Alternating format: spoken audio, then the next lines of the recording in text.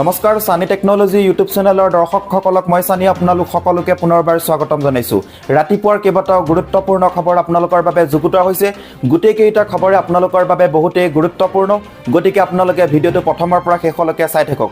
আজিৰ প্ৰথমটো খবৰে হৈছে কৃষকৰ বাবে ডাঙৰ খবৰ, কেতিয়া সোমাব PM কিষাণৰ ধন। দেশৰ কৃষকসকলৰ বাবে এক ডাঙৰ খবৰ এই মুহূৰ্তত আহি পৰিছে। কোটি কোটি কৃষকৰ একাউণ্টত সোমাব ধন। PM কিষাণৰ 17 নং কিস্তি সোমাব একাউণ্টত। চলিত বৰ্ষৰ ফেব্ৰুৱাৰী মাহত কৃষক হিতাধিকাৰীয়ে লাভ কৰিছিলে ধন। জুন মাহৰ শেষৰ ফালে প্ৰকৃত হিতাধিকাৰীৰ একাউণ্টত সোমাব কৃষক সন্মান নিধিৰ ধন। PM কিষাণৰ ধন জুন মাহত সোমাব বুলি কৈছে। লোকসভা নিৰ্বাচনৰ ফলাফলৰ পিছতে কৃষকে পাব ভাল খবৰ। 16 নং কিস্তি লাভ কৰা কৃষকেহে পাব 17 নং কিস্তিৰ ধন। দেশৰ কৃষকসকলৰ বাবে এক ডাঙৰ খবৰ, PM কিষাণৰ 17 নং কিস্তি সোমাব একাউণ্টত। চলিত বৰ্ষৰ ফেব্ৰুৱাৰী মাহত কৃষক হিতাধিকাৰীয়ে লাভ কৰিছিলে ধন। 9 কোটিতকৈ অধিক কৃষক পৰিয়ালে লাভ কৰিছিলে 16 নং কিস্তি। জুন মাহৰ শেষৰ ফালে প্ৰকৃত হিতাধিকাৰীৰ একাউণ্টত সোমাব চৰকাৰী ধন। আপোনালোকৰ বাবে এটা ভাল খবৰ, নলবাৰী কমাৰকুছি জিলাত এখনি উপহাৰ কুপনৰ খেল অনুষ্ঠিত কৰা হৈছে আৰু প্ৰথম উপহাৰ হৈছে এখন আল্ট্ৰা বাছ। নামী দামী গাড়ী, মাত্ৰ 100 টকাতে আপোনালোকে নামী দামী গাড়ী লাভ কৰিবলৈ পাৰিব। মহিন্দ্ৰা থাৰ আছে। আপোনালোকক মই পুৰস্কাৰকেইটা কৈ দিছোঁ। প্ৰথম পুৰস্কাৰ হৈছে টাটা আল্ট্ৰা ষ্টাৰ বাছ, লগতে মাৰুতি ছুইফ্ট আছে, বলেৰো পিকআপ ভেন আছে, মাৰুতি বালেনো, মহিন্দ্ৰা থাৰ, তাৰ লগতে Alto K10, Maruti Suzuki WagonR, Maruti Eeco van, তাৰপিছত ট্ৰেক্টৰ আছে, লগতে ট্ৰেভেলাৰ আছে আৰু 5খন ই-ৰিক্সা আছে। যদি আপোনালোকে টিকট সংগ্ৰহ কৰিম বুলি ভাবিছে তেনেহ'লে স্ক্ৰীনত দিয়া ফোন নম্বৰটোত এতিয়াই যোগাযোগ কৰক আৰু টিকট সংগ্ৰহ কৰক। টিকটৰ মূল্য হৈছে মাত্ৰ 100 টকা। হাতত বেছি দিন নাই, অতি সোনকালে আপোনালোকে টিকট সংগ্ৰহ কৰক স্ক্ৰীনত দিয়া ফোন নম্বৰত এতিয়াই কল কৰি। এই নম্বৰতে হোৱাটছআপ আছে, হোৱাটছআপত আপোনালোকে আপোনালোকৰ নাম এড্ৰেছ লিখি দিব। হোৱাটছআপৰ প্ৰফাইল পিকচাৰতে এখন স্কেনাৰ লগাই থৈছোঁ, সেই স্কেনাৰত পে'মেণ্ট কৰি আপুনি স্ক্ৰীনশ্বট দিয়াৰ লগে লগে টিকট সংগ্ৰহ কৰিবলৈ পাৰিব। গতিকে মাত্ৰ 100 টকাতে আপোনালোকে এখন আল্ট্ৰা বাছ লাভ কৰিব পাৰে। ভাগ্যৰ কথা ক'ব নোৱাৰি, মাত্ৰ 100 টকা দি আপোনালোকে ভাগ্য পৰীক্ষা কৰি চাওক। আপোনালোকে গাড়ীসমূহ দেখিব পাৰিছে, এই গাড়ীসমূহ মাত্ৰ 100 টকাতে আপোনালোকে লাভ কৰিব পাৰে। গতিকে অতি সোনকালে আপোনালোকে স্ক্ৰীনত দিয়া ফোন নম্বৰটোত এতিয়াই যোগাযোগ কৰি টিকট সংগ্ৰহ কৰক। মাৰুতি জিমনি আছে, লগতে আপোনাৰ থাৰ আছে, এনেধৰণৰ বিভিন্ন নামী দামী গাড়ী আছে, 5খন ই-ৰিক্সা আছে। মাত্ৰ 100 টকাতে আপোনালোকে আপোনালোকৰ ভাগ্য পৰীক্ষা কৰি চাওক আৰু টিকট সংগ্ৰহ কৰক স্ক্ৰীনত দিয়া ফোন নম্বৰটোত যোগাযোগ কৰি। হাতত বেছি দিন নাই, অতি সোনকালে টিকট লওক, নহ'লে টিকট শেষ হৈ যাব। গতিকে অতি সোনকালে আপোনালোকে এতিয়াই যোগাযোগ কৰক। 2 নম্বৰৰ খবৰটি হৈছে পকা আম নে বৰবিষ। সুস্বাদু ফলৰ নামত এতিয়া বৰবিহেৰে ভৰি পৰিছে মহানগৰীৰ বজাৰ। যদি আপুনি বজাৰত আম পায়, পটককৈ আপুনি সেই আম নিকিনিব।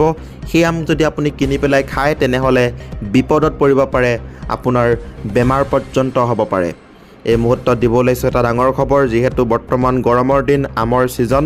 আমৰ ছিজনত আপুনি বজাৰৰ আম নাখাব, চাই চিতি খাব। নিশাটোৰ ভিতৰতেই বিষাক্ত দ্ৰব্যৰ দ্বাৰা ফল পকোৱাৰ অভিযোগ।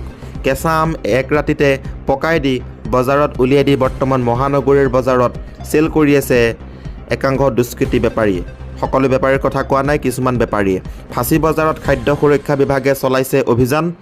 অভিযানত 1 কুইণ্টলতকৈও অধিক কাৰ্বহাইড্ৰেটযুক্ত আম নষ্ট কৰি পেলাইছে। আমৰ লগতে কাৰ্বহাইড্ৰেটযুক্ত ফলৰ বিৰুদ্ধেও চলিছে অভিযান। ফাঁচী বজাৰৰ প্ৰতিখন দোকানত অভিযান চলাইছে খাদ্য সুৰক্ষা বিভাগে। 3 নম্বৰ খবৰটি হৈছে এটা ডাঙৰ খবৰ, অমিত শ্বাহৰ কাৰ্যালয়ত বোমা বিস্ফোৰণৰ ভাবুকি। লগে লগেই উপস্থিত অগ্নি নিৰ্বাপক বাহিনী আৰু বোমা নিষ্কাশনকাৰী দল। এইবাৰ ভাবুকিৰ সন্মুখীন হৈছে দেশৰ কেন্দ্ৰীয় গৃহমন্ত্ৰী অমিত শ্বাহ। বুধবাৰে আবেলি প্ৰায় 3:30 বজাত ইমেইল যোগে বোমা বিস্ফোৰণৰ ভাবুকি লাভ কৰে গৃহমন্ত্ৰীৰ কাৰ্যালয়। এই ভাবুকিৰ পিছতেই তৎক্ষণাত প্ৰয়োজনীয় পদক্ষেপ গ্ৰহণ কৰা হয়। ঘটনাস্থলীত উপস্থিত হয় দিল্লী আৰক্ষীৰ 2খন অগ্নি নিৰ্বাপক বাহিনীৰ গাড়ী আৰু এটা বোমা নিষ্কাশনকাৰী দল। প্ৰাথমিক অনুসন্ধানৰ অন্তত এই ভাবুকি মিছা বুলি প্ৰকাশ কৰিছে দিল্লী আৰক্ষীয়ে। এই মেইলটো ক'ৰ পৰা কোনে পঠিয়াইছে সেই সম্পৰ্কে এতিয়াও আৰক্ষীয়ে জানিব পৰা নাই। অৱশ্যে লোকসভা নিৰ্বাচনৰ সময়ত প্ৰশাসনে এনে ভাবুকিক সহজভাৱে লোৱা নাই। জানিব পৰা মতে ভাবুকি লাভ কৰাৰ সময়ত কাৰ্যালয়ত উপস্থিত নাছিল গৃহমন্ত্ৰী অমিত শ্বাহ। তেওঁ নিৰ্বাচনী প্ৰচাৰৰ বাবে পশ্চিমবংগলৈ গৈছিল। 4 নম্বৰ খবৰটি হৈছে মুখ্যমন্ত্ৰী হিমন্ত বিশ্ব শৰ্মাৰ পত্নী ৰিণিকী ভূঞা শৰ্মাৰ নতুন ব্যৱসায়। আৰম্ভ হ'ব আমেৰিকান খাদ্য কোম্পানী মেকডনাল্ডছৰ গুৱাহাটী দ্বিতীয়খন বিপণী। পুনৰ নতুন ব্যৱসায়ত হাত দিছে মুখ্যমন্ত্ৰীৰ পত্নী তথা প্ৰাইড ইষ্ট এণ্টাৰটেইনমেণ্টৰ স্বত্বাধিকাৰী ৰিণিকী ভূঞা শৰ্মাই। ইতিমধ্যে মুখ্যমন্ত্ৰীৰ পত্নীয়ে এক্স পূৰ্বৰ টুইটাৰ যোগে এই কথা সদৰি কৰিছে। আৰু টুইটাৰত কি বুলি টুইট কৰিছে আপোনালোকক এই মুহূৰ্তত দেখাব ওলাইছোঁ। Entering the new food world with let sky be the limit. আপোনালোকে দেখিবলৈ পাৰিছে big Macs and nuggets so' fine come and taste it's opening time. এটা দিছে pride east entertainment private LTD। এটা হিমন্ত বিশ্ব শৰ্মাৰ পত্নী ৰিণিকী ভূঞা শৰ্মাই টুইট কৰিছে টুইটাৰত। গুৱাহাটীত হ'ব মেকডনাল্ডছৰ এইখন দ্বিতীয়খন বিপণী। মহানগৰীৰ সদাব্যস্ত খ্ৰীষ্টান বস্তিত হ'ব ৰিণিকী ভূঞা শৰ্মাৰ নতুন বিপণী, নতুন দোকান। যদি আমি মেকডনাল্ডছৰ ব্যৱসায়ৰ আৰ্হি লক্ষ্য কৰোঁ তেনেহ'লে এনে এখন বিপণীৰ খৰচ প্ৰায় লাখৰ পৰা কোটি টকাৰ ঘৰৰ পৰা সম্ভাৱনা আছে। মেকডনাল্ডছে 4 ধৰণৰ ফ্ৰেঞ্চাইজি আউটলেট আগবঢ়ায়, যিটো সম্পূৰ্ণৰূপে ষ্ট'ৰৰ আকাৰ আৰু অৱস্থিতিৰ ওপৰত নিৰ্ভৰশীল। মেকডনাল্ডছে ফ্ৰেঞ্চাইজি মডেলৰ ধৰণ অনুসৰি ফ্ৰেঞ্চাইজি মাচুল আৰু চুক্তিৰ সময় পৃথক। মেকডনাল্ডছে 4 ধৰণৰ ফ্ৰেঞ্চাইজিৰ লগতে চুক্তি আৰু মাচুল নিৰ্ধাৰণ কৰিছে। প্ৰথম হ'ল STO STR। STR অৰ্থ হৈছে স্মল টাউন ৰিটেইল স্থান, আনহাতে STOৰ অৰ্থ হৈছে স্মল টাউন অইল স্থান। সৰু চহৰত মল বা বৃহৎ ডিপাৰ্টমেণ্টেল ষ্ট'ৰৰ ওচৰত STR থাকে, আনহাতে STOৰ স্থান জিৰণি লোৱা ঠাই আৰু পেট্ৰল পাম্প বা ঘাইপথৰ ওচৰত থাকে। এইবোৰত সাধাৰণতে ডাইনিং এৰিয়াৰ লগতে সম্পূৰ্ণ খাদ্য তালিকাও থাকে।